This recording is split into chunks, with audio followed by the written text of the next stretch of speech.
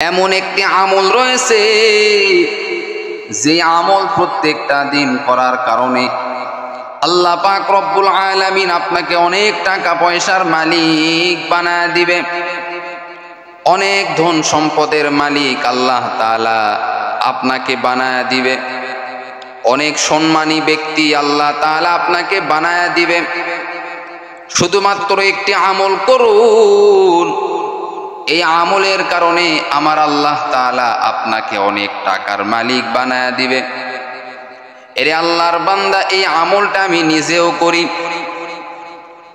যখন এই আমলটা আপনি করবেন, আপনার টাকা পয়সার কোনো সমস্যা হবে না, আপনার সংসারে কোনোদিন অভাব থাকবে না, আপনার কোনোদিন পেরেশানি থাকবে না।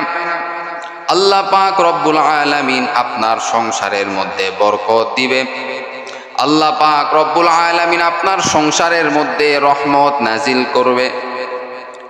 সেই আমলটি হলো, বান্দা আল্লাহ পাক রব্বুল আলামিনের একটি নাম তুমি 10 বার পাঠ করবে। আল্লাহ পাক রব্বুল আলামিনের 99টা নাম রয়েছে। প্রত্যেকটা নামের এক একটা ফজিলত রয়েছে।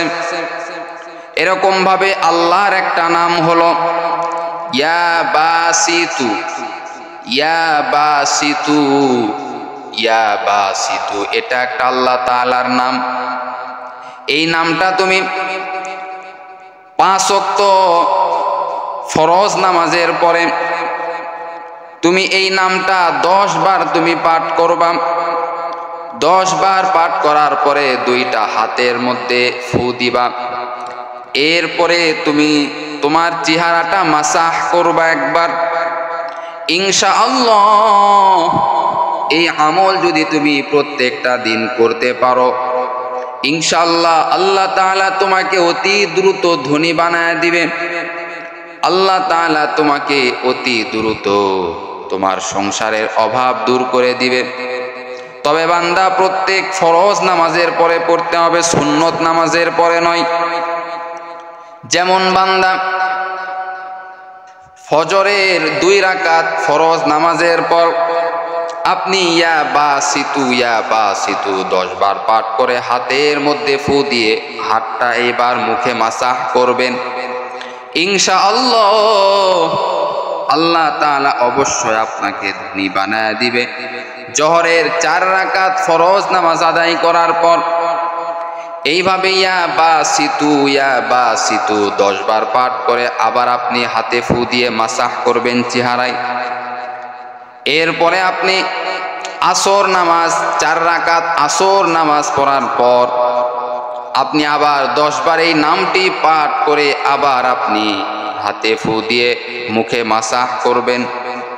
মাগরিবের 3 রাকাত নামাজ আদায় করার পর, ফরজ নামাজ আদায় করার পর আপনি আবার এই আমল করবেন।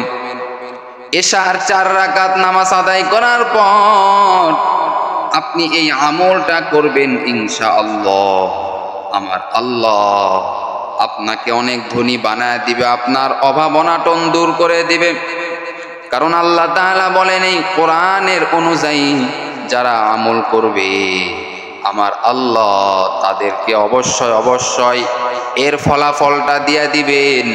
আমরা কোরআনের বাইরে চলার কারণে আজকে আমাদের মধ্যে অশান্তি, আজকে আমাদের মধ্যে কোনো শান্তি নাই, অভাব অনাটনের মধ্যে আমরা পড়ে আছি। এখনই বান্দা যদি কোরআনটা ধরো, কোরআন অনুযায়ী যদি আমল করো, ইনশাআল্লাহ আমার আল্লাহ তোমার সব অভাব দূর করে দিবেন। এই কোরআন অনুযায়ী আমল করতে হবে। আল্লাহর 99টা নাম রয়েছে, তার মধ্যে একটি নাম হলো ইয়া বাসিতু। এই নামটি যদি আপনি এই নিয়মে আমল করেন, ইনশাআল্লাহ আল্লাহ তাআলা আপনাকে ধনী বানায় দিবেন, সকল প্রকার অভাব অনাটন দূর করে দিবেন। আল্লাহ তাআলা আমাদের সকলকে আমল করার তৌফিক দান করুক। সকলে বলেন আমিন।